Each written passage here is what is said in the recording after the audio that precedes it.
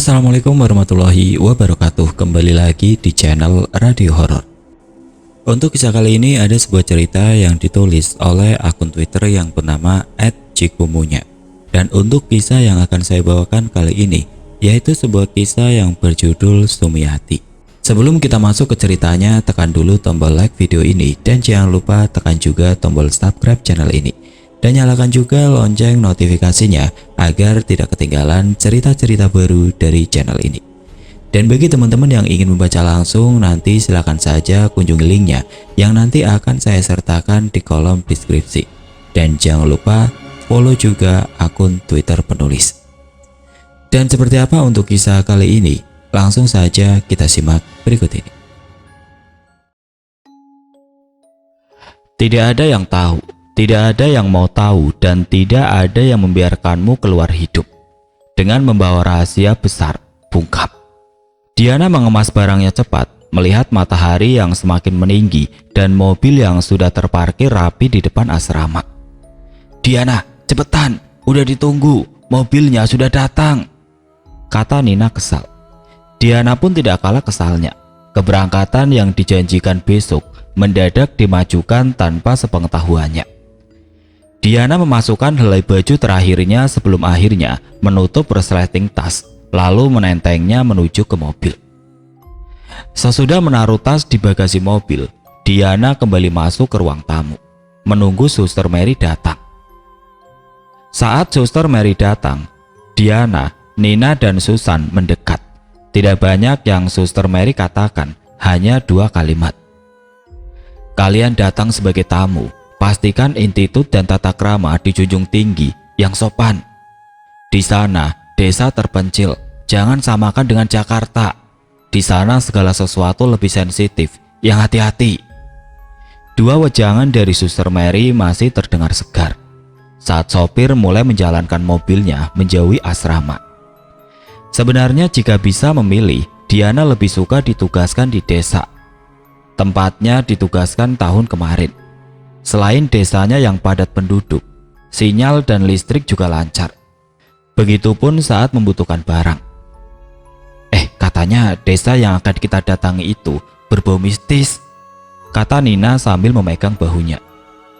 "Bukan lagi, bahkan julukan untuk desa itu pun desa tidak kasat mata. Barang siapa berniat jahat sama warga desa itu nggak akan kelihatan. Dan barang siapa yang tetap nekat ke sana dengan niat jahat, nggak akan bisa pulang. Disesatin di hutan itu dan hilang." Nina yang mendengar perkataan Susan menyiratkan ekspresi takutnya dengan kening yang berkerut. Sedangkan Diana sedari tadi hanya diam. Wajahnya terus mengamati sepanjang jalan yang mulai menjauh dari kota Jakarta. Perjalanan yang ditempuh lumayan panjang, sekitar 2 hari 2 malam. Itu pun jika tidak macet dan berjalan sesuai rencana. Siang berganti malam, membuat mereka berhenti sejenak pada sebuah penginapan. Penginapannya tua, dari luar terlihat mengerikan, namun nyaman. Mengingat satu kamar hanya diisi berdua, akhirnya Diana mengalah. "Ya udah nggak apa-apa, kalian tidur berdua saja, aku sendiri."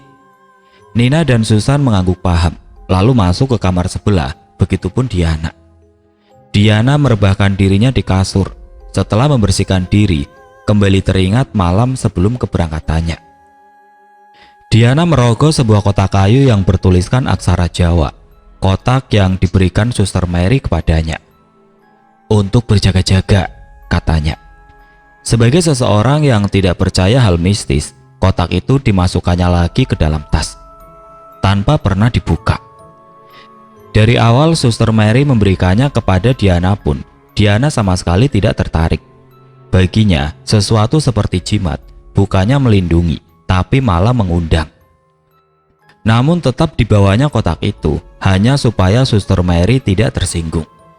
Ada satu hal yang membuat Diana tidak suka kepada Suster Mary.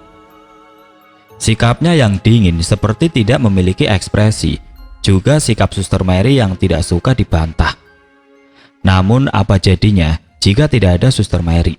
Diana yang seorang yatim piatu tidak mungkin bisa menjadi bidan. Begitupun Susan dan Nina tidak akan bisa menjadi ahli gizi dan seorang perawat. Diana, Susan, dan Nina adalah anak dari panti asuhan berbeda.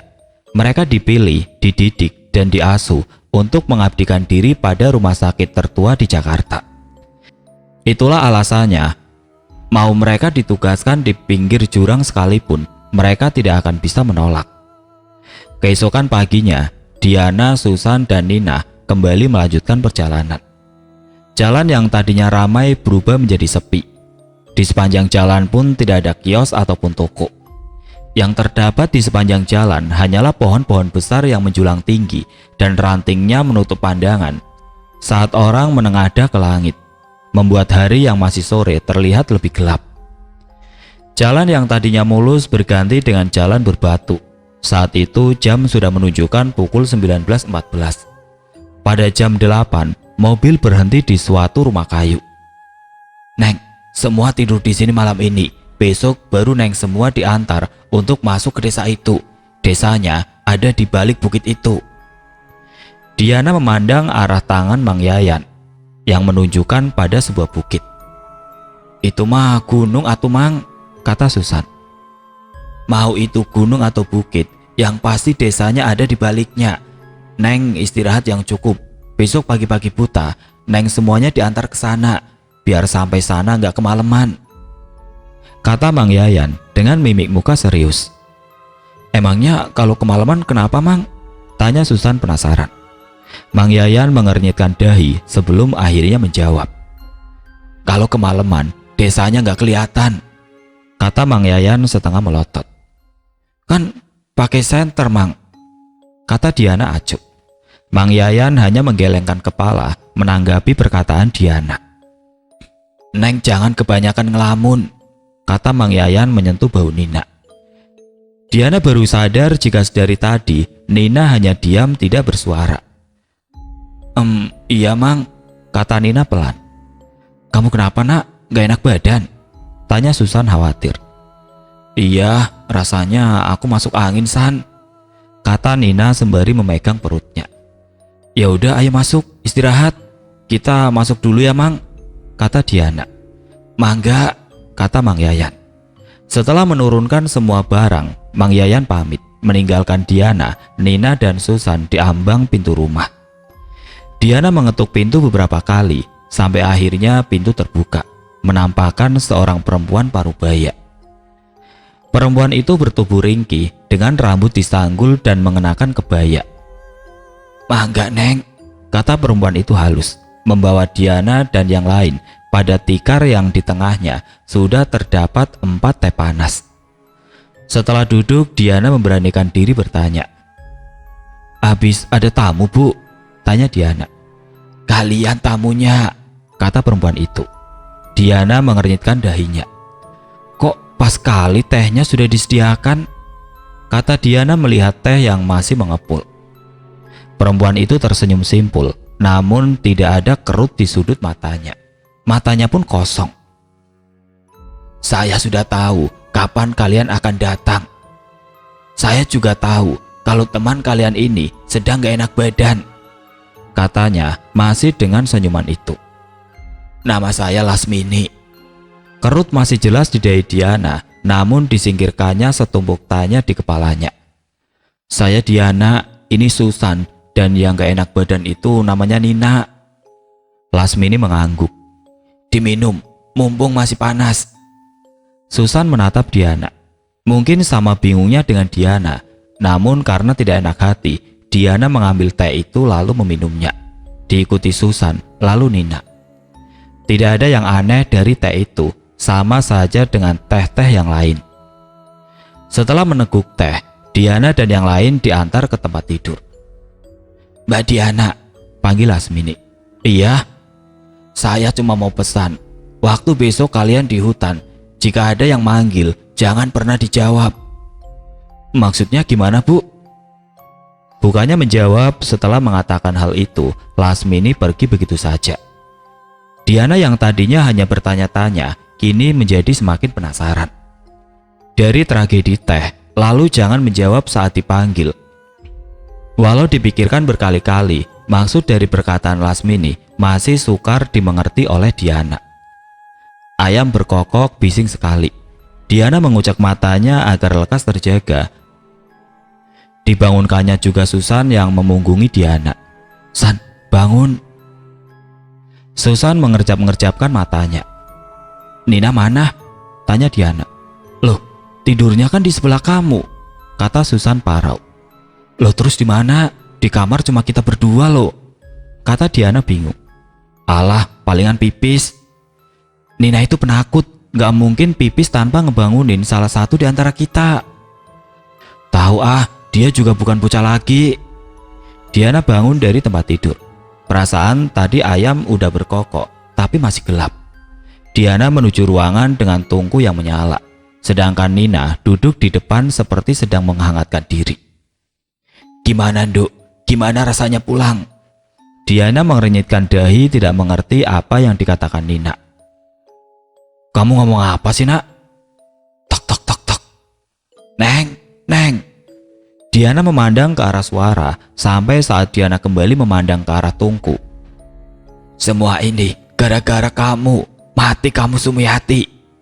"Ah!" Diana berlari berbarengan dengan pintu yang sudah dibuka oleh Susan. Kepala desa dan Susan memandang Diana dengan tatapan bingung. Nafas Diana masih memburu, masih terdengar samar-samar yang diucapkan entah oleh siapa. "Kenapa, Neng?" tanya kepala desa bingung. "Iya, kamu kenapa? Bukannya tadi lagi nyari Nina?" Diana tidak menjawab, tidak percaya dengan apa yang dia alami barusan. "Maaf, saya potong sebentar. Tadi saya nemuin cewek pakai baju tidur warna pink lagi jalan. Ditanyain gak jawab, linglung," kata Pak Kades. "Loh, dia rambutnya panjang lurus gak, Pak?" tanya Susan khawatir. "Gak tahu pastinya, Neng. Mari ke rumah warga yang nemuin." "Nina di dapur, tapi dia aneh," kata Diana memegang lehernya. "Aneh gimana maksud kamu?" tanya Susan bingung. "Dia ngomong yang aku gak ngerti," kata Diana ngeri. "Mari kita coba lihat," kata Pak Kades beranjak dari tempat duduk. Setelah dicek, tidak ada siapapun di dapur. "Tadi dia di sini, Pak," kata Diana meyakinkan. "Sudah, mari kita cek rumah warga. Siapa tahu yang ditemukan tadi teman kalian." Akhirnya Susan dan Diana setuju dan mengikuti Pak Kades ke warga yang dimaksud. Diana dan Susan bergegas mengikuti Pak Kades. Matahari sudah nampak saat mereka sampai di rumah warga. "Mana perempuan yang kamu temukan tadi?" tanya Pak Kades. Tanpa banyak pertanyaan, lelaki tua itu masuk ke dalam. Dan setelah beberapa saat, dibawanya perempuan dengan tatapan kosong. "Nak," kata Susan sembari mendekati Nina. "Temanmu ini saya temukan jalan dengan kaki telanjang. Pas saya tanya juga gak jawab." Diana menatap Nina dengan tatapan ngeri. Masih teringat jelas kengerian tadi. "Lalu gimana, Pak? Kita harus sampai di desa sebelum pagi. Kalau bisa ditunda, bagus. Tapi bagaimana cara menunda? Sedangkan sinyal tidak ada," kata Susan. "Jelas tidak bisa ditunda. Saya saja untuk meyakinkan warga sudah susah.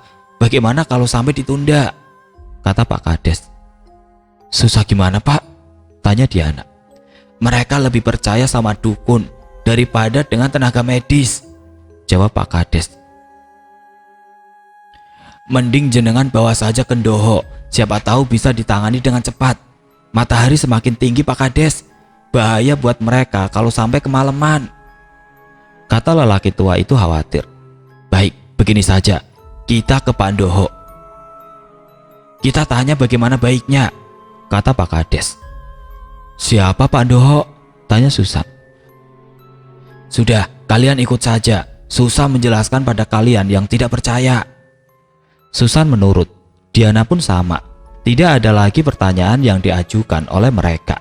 Dirangkulnya Nina untuk menemui orang tersebut. Diana mengerutkan keningnya saat Pak Kades keluar dari jalan setapak, menembus rerumputan yang tingginya sampai ke dada. "Dik, kok gak lewat jalan setapak?" tanya Susan.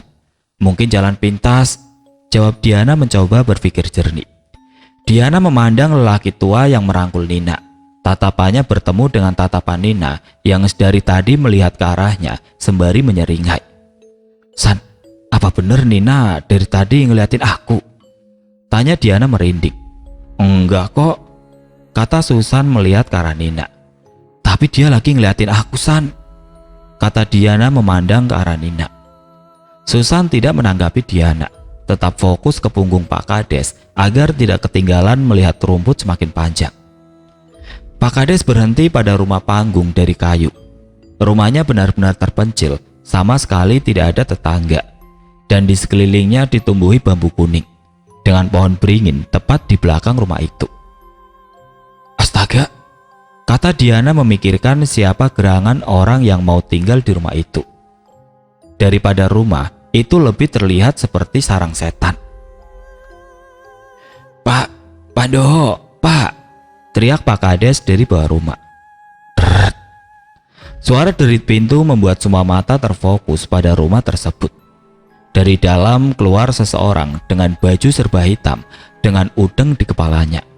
Raut wajahnya seperti terkejut saat melihat ke arah Diana. Namun segera disingkirkannya raut wajah tersebut. "Ada apa?" "Tolong perempuan itu, dia linglung, saya nggak bisa nangani."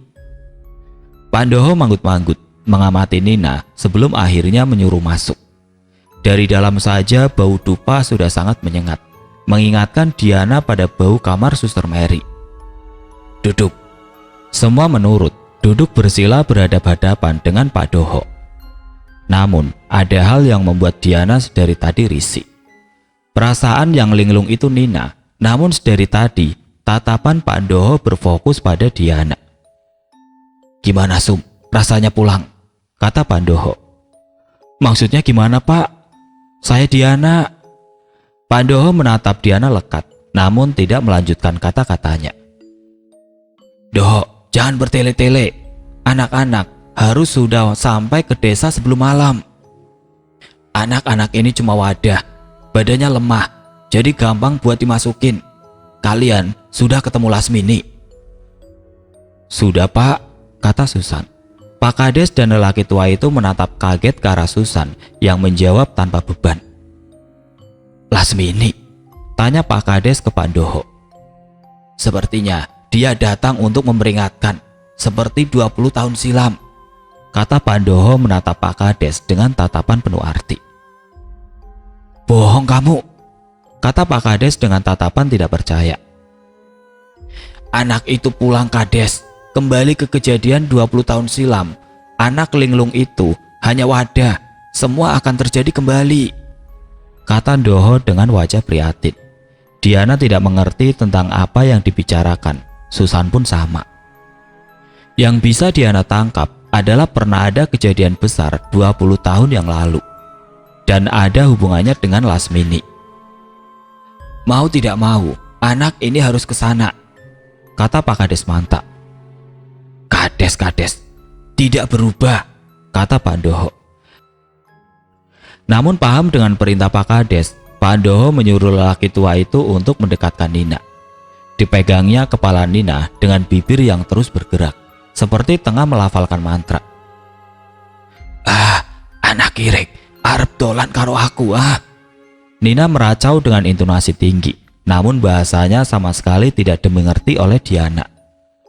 "Keluar dari anak ini gak salah. Jika datang bagianmu, saya tidak akan ikut campur," kata Doho dengan tegas. "Saya pegang kata-katamu." Setelah beberapa percakapan, akhirnya Nina lunglai. Entah apa yang sudah terjadi padanya, semuanya di luar nalar. "Kenapa? Khawatir sama temanmu?" tanya Pak Doho tajam pada Diana. "Dia kan teman saya Pak, wajar jika saya khawatir," jawab Diana bingung. "Yang harus kamu khawatirkan itu diri kamu sendiri. Kalau sampai terjadi sesuatu sama kamu, satu desa gak ada yang bisa bantu," kata Doho. Diana mengernyitkan dahinya, bingung dengan yang barusan Pak Doho katakan. "Begini saja Kades, anak dua itu antarkan dulu. Bocah ini biar saya yang antarkan besok," kata Doho mencari jalan tengah. Pak Kades seperti menimang-nimang usulan yang diajukan oleh Doho. Gak apa-apa Pak, besok kita cuma perkenalan proker kita, jadi gak masalah jika Nina menyusul. Yang penting ada saya dan Diana untuk mewakilkan, kata Susan. Setelah mendengar pernyataan Susan, akhirnya Pak Kades pun setuju. Mereka semua berpamitan meninggalkan Nina di rumah Doho. Pak, sebenarnya siapa Lasmini? Tanya Diana setelah jauh dari rumah. Saya tidak bisa menjelaskan, hanya saja seharusnya kamu tidak perlu bertemu dia. Dan saya berharap itu terjadi. Sayangnya dia menemuimu dan saya tidak bisa berbuat banyak, kata Pak Kades dengan tatapan datar. Maksudnya Pak? Tanya Diana. Nanti sesampainya di rumah, langsung kemasi barang kalian cepat dan langsung berangkat saat semua siap. Nanti akan ada 2 orang yang mengantar kalian. Jangan bertele-tele jika tidak mau kemalaman, kata Pak Kades. Entah mengapa semenjak kedatangan untuk menemui Pak Doho, Pak Kades mendadak dingin. Sangat dingin malah, bahkan pertanyaan Diana pun sengaja dihindari. Diana dan Susan sudah siap dengan carrier yang mereka sandarkan pada kursi depan rumah. Saat 2 orang laki-laki seusia mereka dan laki-laki tua yang tadi mengantar mereka sampai di teras dengan didampingi Pak Kades. Tatapannya lebih bersahabat ketimbang raut wajah Pak Kades dan laki-laki tua yang sedari tadi muram. Ayo Mbak, mari kita antar. Saya Dimas. Saya Susan, ini Diana teman saya, jawab Susan ramah. Maaf Pak, dari tadi kita belum saling kenal. Bapak namanya siapa? Tanya Susan sembari mengulurkan tangan. Saya Usman, jawab lelaki tua menyambut uluran tangan. Ini senter, sudah dipastikan kalian sampai tengah hutan malam. Jadi jangan sekali-kali kalian memisahkan diri. Jangan aneh-aneh, pantangan. Yang lain biar Pak Usman yang menjelaskan, kata Pak Kades mengulurkan 2 buah senter. Setelah semua dirasa sudah siap, Diana dan Susan berangkat. Jalan yang mereka perkirakan jalan setapak ternyata salah besar. Berkali-kali Pak Usman menggerakkan celuritnya untuk memangkas setiap rumput yang menjulang tinggi. Gila ini mah, kalau kita ditinggal, kita nggak akan ngerti jalan balik, Dik, kata Susan melihat hutan yang benar-benar seperti tidak pernah dijamah orang. Bagaimana tidak, Pak Usman saja harus membuat jalan, menandakan desa sebelah pun tidak pernah ke sana. Seperti yang sudah diperkirakan, mereka sampai ke tengah hutan dengan keadaan langit sudah gelap. Pak Usman memutuskan untuk istirahat sejenak. Dik, kebelet pipis, kata Susan memelas. Gila kamu, keadaan kayak gini masih sempet kebelit pipis, kata Diana kesal. Dik, please, bujuk Susan. Duh, ya udah ya. Setelah diizinkan, akhirnya dengan berat hati Diana menjauh sedikit dari Pak Usman dan Dimas. Susan masuk ke semak-semak, sedikit menjauh dari Diana. Posisinya yang jongkok membuat badannya membaur dengan rumput. Ah! Mendengar teriakan dari sekitar posisi Susan pipis, sontak Diana panik dan masuk di antara semak-semak. Mencari sumber suara, takut jika Susan digigit ular. San, teriak Diana sembari mengarahkan senter ke sekitar. Diana, di sini. Diana mengikuti sumber suara yang semakin lama, membawanya semakin masuk ke semak-semak. Namun semakin diikuti, suara itu semakin menjauh. Diana, aku di sini, panggil Susan panik melihat Diana yang semakin masuk ke semak-semak. Susan, Diana berbalik dan mendapati lampu senter yang mengarah ke arahnya. Gak mungkin, aku udah sejauh ini. Kalau Susan di sana, terus yang manggil. So, piye rasane mulai? Jantung Diana berdegup kencang, mendapati suara yang begitu dekat, tepat di telinganya. Nafasnya memburu. Untuk beberapa saat tubuhnya kaku, tidak bisa bergerak. Diana, teriak Susan. Teriakan itu membuat Diana tersadar. Kembali lagi diingatan Diana pesan Lasmini kepadanya. Kalau ada yang memanggil, jangan menjawab. Diana tidak menghiraukan suara itu, walau ketakutannya sangat nyata. mencoba fokus ke arah sinar senter milik Susan. Takut ya. Suara anak kecil seperti tepat di bawahnya. Sum. Suara besar tepat di telinga kanannya. Suara demi suara membuat Diana ingin menangis saat itu juga. Karena bukan hanya satu, melainkan banyak sekali suara di sekitarnya yang membuatnya bergidik ngeri. Namun sekuat tenaga tidak dihiraukan. Saat sinar senter itu sudah semakin dekat, sebuah tangan menarik pundaknya. Hampir tiba giliranmu. Suara terakhir membuat Diana menepiskan tangan itu dari lengannya. Setelahnya sekuat tenaga ia lari sampai pada lampu senter dan terduduk lemas. Diana, panggil Susan sembari mengguncangkan badan Diana. Diana mendengar panggilan Susan, namun semua badannya masih bergetar dan mulutnya terlalu keluh untuk sekedar menjawab. Ceroboh, sudah dibilang jangan jauh-jauh, malah sampai ke pelosok, kata Pak Usman dengan intonasi tinggi. Maaf Pak, tapi saya nggak paham.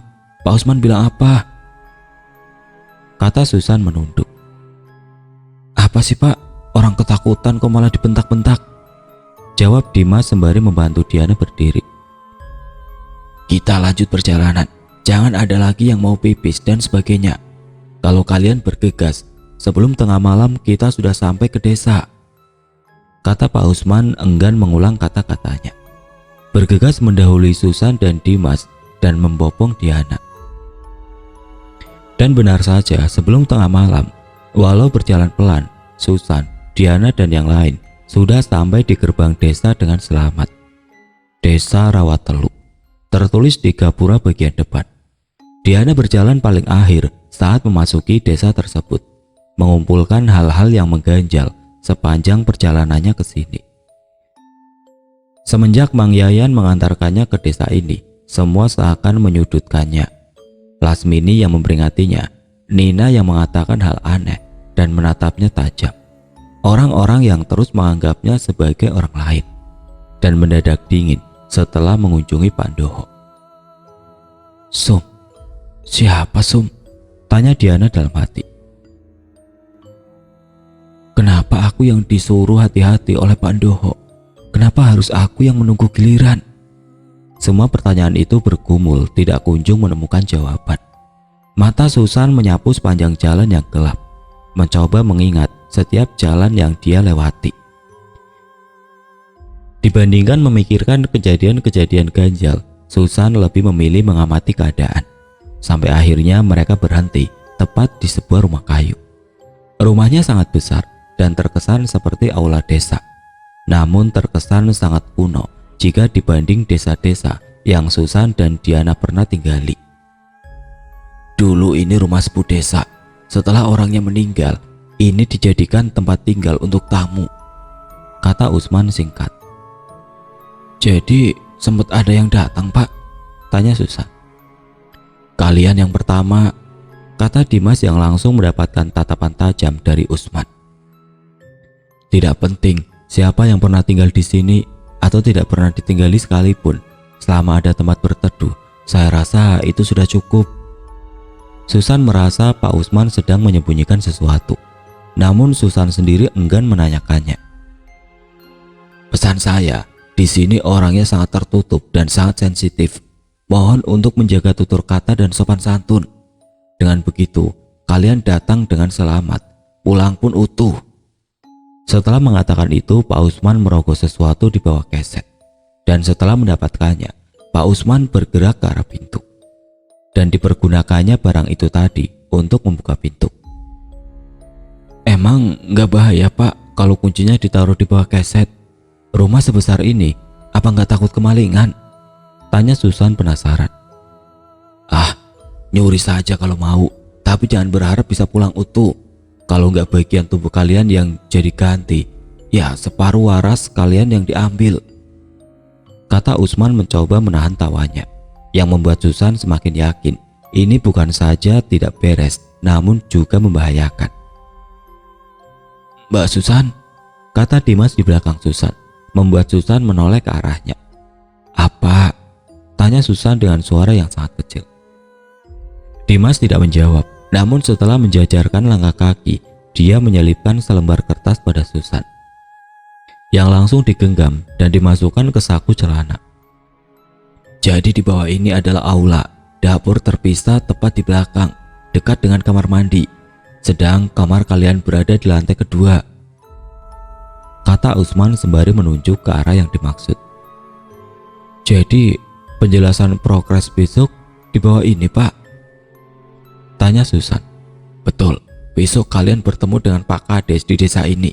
Beliau yang akan menjelaskan lebih banyak. Susan mengangguk paham, dan setelah Pak Usman dan Dimas pamit pulang, Susan dan Diana pun naik ke lantai atas. Mengingat besok mereka akan menjelaskan proker ke warga desa pagi-pagi sekali. Lo ngerasa ada yang aneh gak sih? Tanya Diana yang dari tadi diam. Udah, kita fokus saja untuk pengenalan proker besok, jawab Susan sembari menaiki tangga yang terbuat dari kayu. Dret, dret, dret.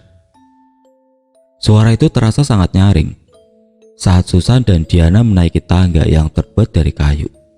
Suaranya terdengar sangat ngilu di telinga, terlebih di rumah ini cuma ada mereka berdua.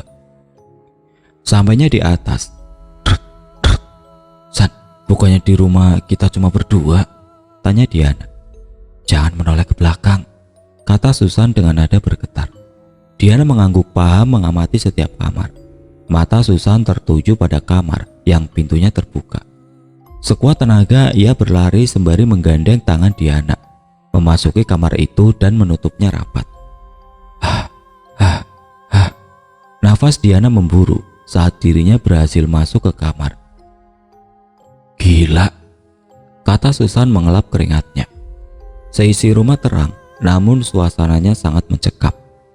Malam berganti pagi, diawali dengan ketokan pintu di lantai bawah, membuat Susan mengernyitkan dahinya, menahan ngilu di sekujur badan akibat tidur dengan posisi duduk menahan pintu. Duh, tulang rasanya mau keluar dari tempatnya, kata Diana memegangi punggung. Belum saja hendak mengeluhkan hal yang sama, Susan lebih dulu meraup sadar. Turun-turun, hari ini pengenalan proker, kata Susan kalap. Mereka bergegas turun dengan keadaan berantakan. Baju yang sedari malam melekat saja belum melepas dari badan akibat kejadian semalam. Selamat pagi, kata seorang bapak dari ambang pintu.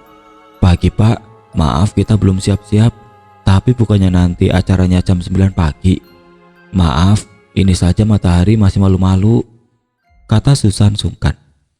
Boleh saya masuk? Saya ingin menjelaskan sedikit, kata bapak itu. Silakan, kata Susan membuka pintu lebar-lebar. Tutup saja pintunya, nanti anginnya masuk.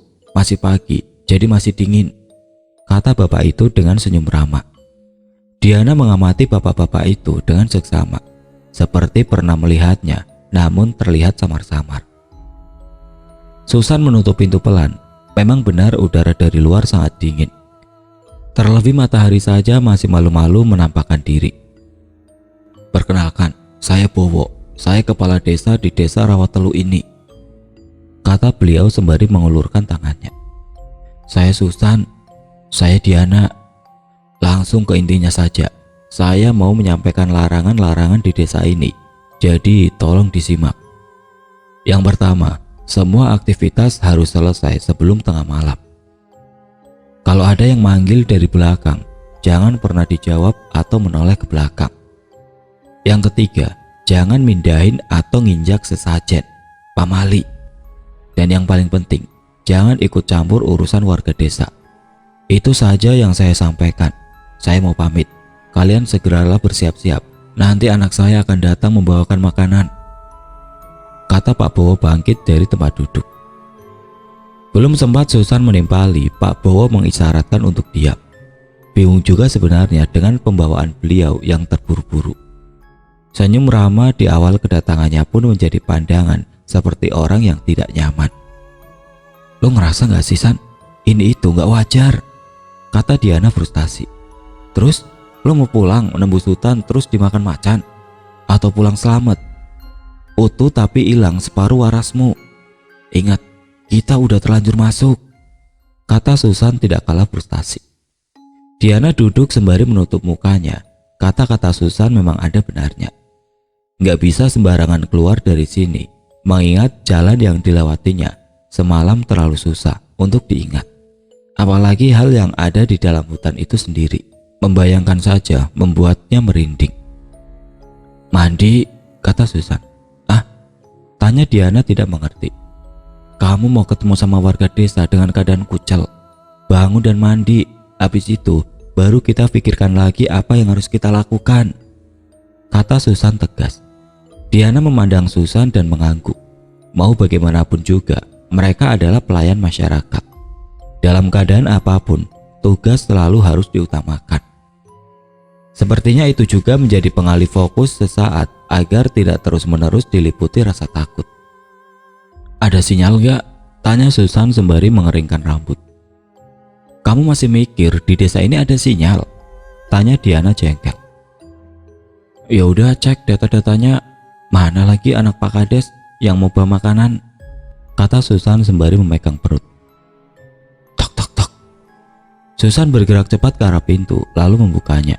Dari ambang pintu terlihat anak perempuan dengan rambut yang dikepang dua, dengan baju terusan berwarna biru muda. Di tangannya terdapat rantang 4 susun. Kak, disuruh bapak, katanya. Diutus apa, Dek? Kata Susan bingung. Disuruh antar makanan, Kak, kata anak itu sembari menunjuk rantang. Ini anak aku tanya apa, jawabannya apa? Runtuk Susan dalam hati. Makasih, jawab Susan akhirnya saat anak itu menyodorkan rantang, yang dijawab dengan anggukan singkat, lalu berlari pergi begitu saja. Susan berjalan keluar ke ambang pintu. Sekarang matahari sudah sedikit membuka diri, memperlihatkan desa yang diimpit beberapa gunung. Sampai seseorang yang memandangnya dari balik pohon merenggut fokusnya. Pandangan Susan terfokus pada seseorang yang tadinya dia pikir anak kecil. Pandang masih saja remang karena rimbun daun yang menghalau cahaya matahari. Nafas Susan memburu mengingat kejadian semalam. Kejadian saat dirinya pipis dan sesuatu membawa Diana masuk jauh ke rimbunnya rumput. Lalu kembali dengan banyak mata yang bercahaya, membuntutinya.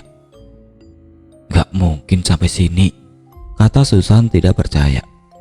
Kenapa? Tanya Diana membuat Susan terkaget dan hampir saja menjatuhkan rantang yang dari tadi dia bawa. Hati-hati dong. Katanya lapar, malah mau ditumpahin, umpat Diana. Enggak, ayo masuk, kata Susan terbata-bata. Cukup dirinya saja yang tahu, memberitahu Diana hanya akan membawa perdebatan yang sudah mendingin. Diana membuka rantang makanan tersebut. Terdapat nasi, telur goreng, daging ayam dan pisang. Bukannya Diana tidak tahu kalau Susan tengah menyembunyikan sesuatu. Toh ekspresi dan hal semalam sudah cukup untuk mengetahui apa yang terjadi. Apa yang kamu lihat, jangan pernah diceritakan ke aku.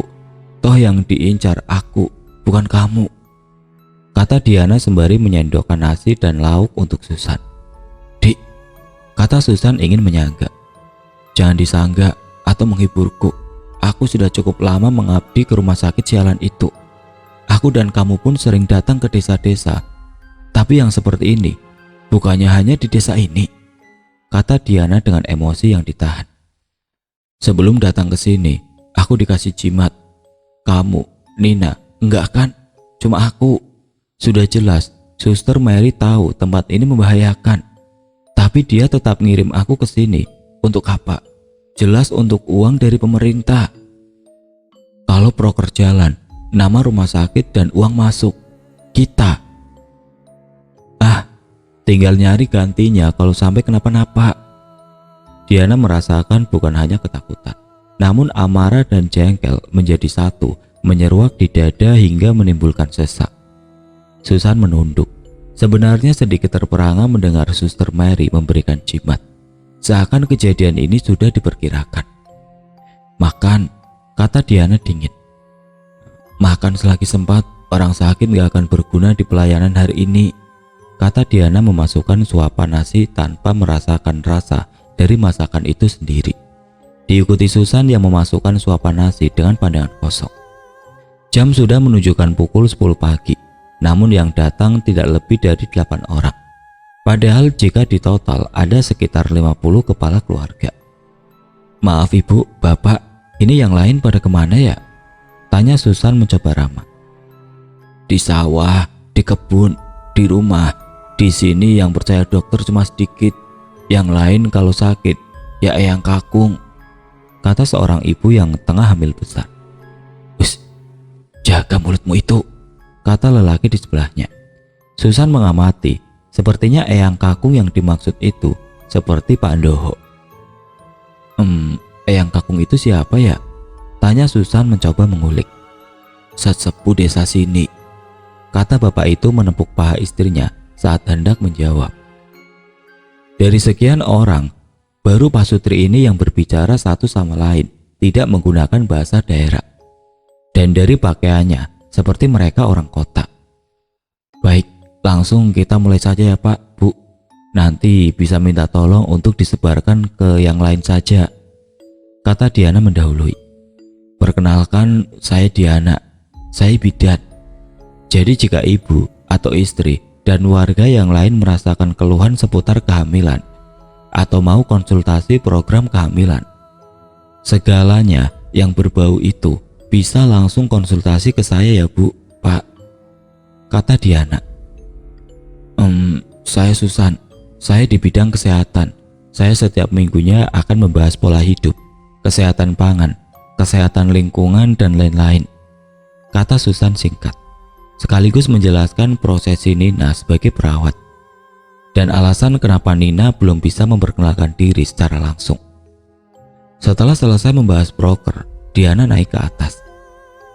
"Dik, kemana?" tanya Susan. "Ngambil dompet." "Untuk?" tanya Susan bingung. "Kalau mau nyari informasi, pertama kita harus ke warung," kata Diana acuh. Baginya tempat informasi terbaik adalah warung kopi. Sedari tadi berjalan rasanya hampir frustasi karena tidak ada satupun warung yang buka. Ditambah jalan masih asing bagi Susan dan Diana. Jarak rumah satu ke rumah yang lain pun berjauhan. Sampai akhirnya mereka menemukan satu warung yang ramai sekali. Satu-satunya warung yang buka. "Buka tuh Dik, mana rame," kata Susan. "Ayo," jawab Diana sembari menarik tangan Susan. Sesampainya di ambang pintu, beberapa orang menatap Diana dan Susan dengan tatapan tanya. Mungkin karena Susan dan Diana masih baru di sini. "Loh, Bu Bidan?" sapa ibu warung antusias. Ibu itu adalah ibu yang sempat Susan tanya saat perkenalan proker. "Ah, kebetulan yang menyenangkan," batin Susan. "Loh, Ibu?" jawab Diana antusias. "Mau nyari apa Bu Bidan?" tanya ibu itu ramah. "Kopinya satu Bu, teh panasnya satu," jawab Diana, mengingat Susan memiliki riwayat mah. "Tunggu ya, silakan masuk." Diana dan Susan pun masuk, sembari memasang telinga baik-baik. Tatapan dari orang-orang sudah memudar, kembali fokus dengan obrolan masing-masing. "Bapak sudah jual kambing?" "Sudah, kemarin ke kampung sebelah. Sekarang di desa cuma bisa ternak, nggak bisa buat nanem. Sudah 20 tahun berlalu, kesalahan sedikit saja bisa panjang urusan." Diana mengurut dahinya, tidak satupun perkataan yang dia mengerti. "Ini Bu, minumnya." "Makasih Bu, duduk sini saja Bu, sekalian ngobrol," tawar Susan. "Boleh," jawab ibu itu duduk. Setelah mengembalikan nampan. "Ibu ngerti mereka ngomong apa?" tanya Susan. "Ngerti dong, ibu dulu kecil di sini, lalu merantau karena sawah gagal panen terus. Mau dijual juga tanah warisan pamali, jadi merantau." "Padahal tanah pedesaan ya Bu, harusnya subur," jawab Diana. "Dulu sangat subur, walau warga desanya sedikit. Perekonomian di sini tergolong maju, sayur, kopi dan hasil kebun melimpah. Tapi sejak 20 tahun yang lalu mulai berubah," jawab ibu itu dengan tatapan menerawang, mencoba mengumpulkan memori-memori di masa lampau. "Berubah karena apa Bu?" tanya Susan. "Dulu sempat ada orang kota datang ke sini, melakukan semacam perjanjian dengan penunggu desa. Syaratnya, bayi yang wetonya Selasa Wage. Waktu itu hanya ada satu bayi. Orang tuanya dibayar mahal agar anaknya bisa dijadikan tumbal. Uang sudah dikasih, namun ibu dari bayi itu tidak tega. Dibawanya bayi itu ke desa seberang, lalu ditolong oleh Ndoho, sesepuh desa seberang. Namun perjanjian dengan penunggu sudah dilakukan, dan betapa marahnya penunggu itu saat tumbal yang dijanjikan tidak ada. Dan yang terkena imbas desa kami.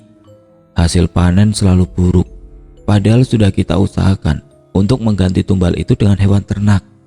Namun tidak pernah berhasil, kata ibu itu dengan suara sekecil mungkin. Jadi, hal itu Bu yang membuat tidak ada akses jalan ke desa seberang, tanya Susan.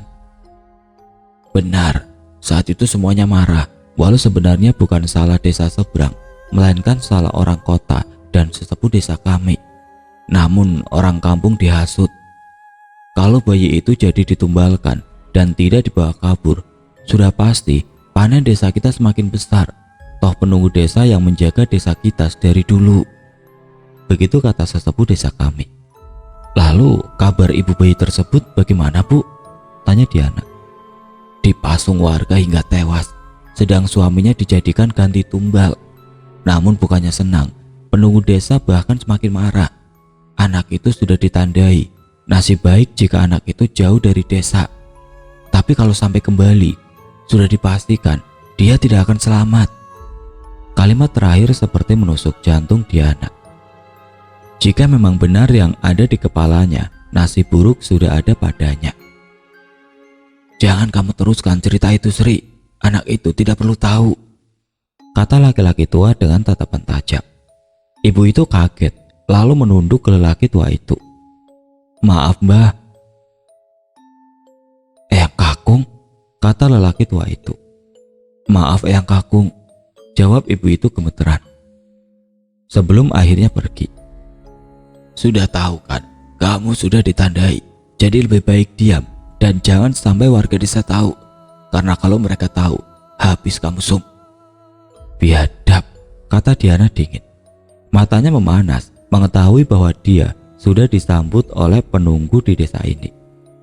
Hal yang dianggap tabu bukan semacam kebetulan karena desa ini angker, tapi karena memang dia sudah ditandai. Lasmini itu bodoh. Kalau saja dia membiarkanmu jadi tumbal, dia tidak akan dipasung sampai mati pelan-pelan. Cukup Mbah, Anda kelewatan, kata Susan tajam. Lasmini, tanya Diana lebih ke dirinya sendiri. Susan menarik tangan Diana dengan paksa setelah menyelipkan selembar 50-an di bawah gelas, membawa Diana kembali ke rumah. Langit hampir gelap saat Susan sampai ke rumah. Waktu masuk, Susan mendapati rantang makanan. Berarti tadi anak Pak Kades sudah sempat ke sini. Diana duduk dengan tatapan kosong. San, kalau bayi itu aku, yang kita lihat di rumah itu ibuku. Brak, pintu terbanting. Kamu jangan ngomong sembarangan. Semakin kamu tahu, mungkin saja semakin cepat penunggu itu datang, jawab Susan dengan suara bergetar. Sebentar lagi gelap, apalagi yang akan terjadi? Tanya Diana pucat. Diana berlari menaiki tangga, meninggalkan Susan yang masih terpaku karena bantingan pintu tadi. Dibongkarnya seisi tas dengan kasar. Ketemu, kata Diana mengalungkan kalung yang sempat diberikan Suster Mary.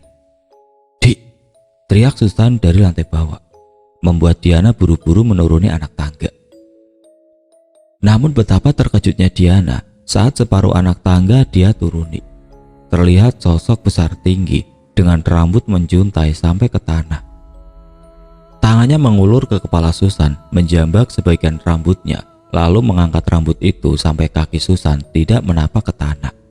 Sosok itu menatap Diana dengan matanya yang merah menyala, sedang taringnya keluar dari bibirnya yang berwarna merah darah. Sudah aku tunggu 20 tahun lamanya. Setelah kamu datang, kamu mau main-main dengan Kusum. Diana membeku. Nafasnya kian memburu melihat sosok itu mulai menjulurkan lidahnya, menjilat seluruh muka Susan dan setelahnya tertawa nyaring. Sudah banyak nyawa hilang karenamu. Semakin kamu lari, semakin banyak yang hilang. Mati. Rintis Susan mengalihkan pandangan sosok itu. Kenapa nak? Gara-gara temanmu, kamu akan jadi korban selanjutnya. Mati? Siapa saja yang sudah kamu bunuh, iblis? Tanya Diana dengan penuh emosi. Siapa? Semua yang berhubungan denganmu, bahkan temanmu yang dalam perjalanan pun sudah mati. Aku tuntun hingga masuk ke jurang, menjadi satu dengan kaum-kaum kami. Biadab, iblis sialan. Teriak Susan membuat sosok itu semakin memelototkan matanya. Yang iblis adalah orang yang membuat perjanjian. Aku hanya mengambil bagian. Siapa? Tanya Diana kalap. Kalung itu, kau berpikir itu jimat? Itu adalah pengikat. Sekali kau pakai, tidak akan bisa lepas. Sejatinya, kamu ditumbalkan untuk menjadi baturku. Salahkan wetonmu. Betapa kamu sangat digandrungi bangsaku karena wetonmu Selasa Wage. Sialan, iblis kalian semua, teriak Diana frustasi. Rintis Susan yang ikut frustasi. Lepaskan dia. Kalau yang kamu mau aku, cukup bawa aku saja, jawab Diana pasrah. Manusia, kata makhluk itu sembari melepas rambut Susan. Kamu tentu masih ingat petuahnya, kata makhluk itu mendekatkan wajahnya pada Susan. Larisan, teriak Diana. Tanpa harus disuruh 2 kali, Susan berlari sekencang-kencangnya menembus rimbunya pohon. Tidak ada yang gratis. Kalau bukan bagian tubuhmu untuk membayar, sudah bisa dipastikan separuh warasmu akan hilang. Petua itu terus terngiang seiring langkah kaki yang melemah. Susan terjatuh, badannya sudah tidak kuat berjalan. Dirasakannya tanah itu basah. Dia hanya seseorang diri tanpa tahu di mana jalan yang akan membawanya pulang. San, tolong aku San. Suara itu begitu familiar. Astaga, rasanya memang separuh warasku akan hilang. Bahkan aku bisa mendengar suaramu nak. Jika memang kamu menjadi kaumnya, seenggaknya biarkan aku hidup. Gak akan aku biarkan kamu hidup sendirian, teriak suara tepat di telinga Susan. Kamu mati, kamu harus mati. Batur. Susan memegang kepalanya. Suara itu seperti berasal dari segala arah. Semuanya seperti sedang menertawainya. Walau hanya suara, semua seakan lebih dekat dari angin. San, kertas. Suara itu membuat Susan meraup sadar. Kertas. Dirogohnya kertas yang selalu Susan bawa. Dengan jantung yang seakan ingin keluar dari tempatnya, Susan kembali mengamati kertas itu. Nggak bisa baca, gelap, teriak Susan frustasi. Jangan menoleh ke belakang, kata seseorang dengan lembut. Siapa? Tanya Susan. Lasmini, kertas itu berisi penawaran. Baca dan lakukan penawaran itu. Dengan begitu, warasmu akan tetap utuh. Aku bantu ikuti. Ing jagat lembut nyuwun pengasih, tak tawarno awak kanggo pulih saka kebutelan pikir. Pulihno kanggo bagian awak sing kok pingin. Saiki aku Susan nimbali awakmu kanggo rerembug. Susan mengulangi dengan nada bergetar. Lambat laun satu persatu wujud mulai terlihat. Dari anak kecil berkepala besar, wewe gombel, pocong, kuntilanak, perempuan setengah ular. Sosok tinggi yang menjulang melebihi pohon, kakek tua berbaju putih, banyak seseorang berbaju hijau, dan sesosok asap yang membentuk wujud manusia. Dan yang terakhir adalah sosok Nina. Semua wujud terlalu nyata untuk Susan yang sekalipun tidak pernah melihat hal semacam itu. Susan yang kaget terduduk, menangis hingga suaranya habis. Bahkan dia sendiri tidak tahu apa yang sudah dia ucapkan. Bilang anak itu, aku minta suaranya. Dia minta suaramu, kata sosok Lasmini. Susan tidak mampu berbicara, yang bisa dilakukan hanyalah mengangguk. Lambat laun satu persatu, hilang hingga akhirnya gelap. Susan terbangun di pinggir jalan setapak, ditemukan oleh Dimas yang hendak mencari makanan kambing. "Loh, Mbak Susan?" Susan membuka matanya. Dia selamat, dan saat Susan hendak mengatakan sesuatu, tidak ada sepatah kata pun yang keluar dari mulutnya. "Yang penting, Mbak selamat," kata Dimas membopong Susan untuk mencari pertolongan. Oke teman-teman, sekian untuk kisah kali ini. Bagaimana menurut kalian tentang kisah ini? Tulis komentar kalian di kolom komentar. Dan bagi teman-teman yang baru bergabung, jangan lupa untuk like, komen, share, serta subscribe channel ini. Dan nantikan kisah-kisah horor berikutnya tetap di channel Radio Horor. Wassalamualaikum warahmatullahi wabarakatuh.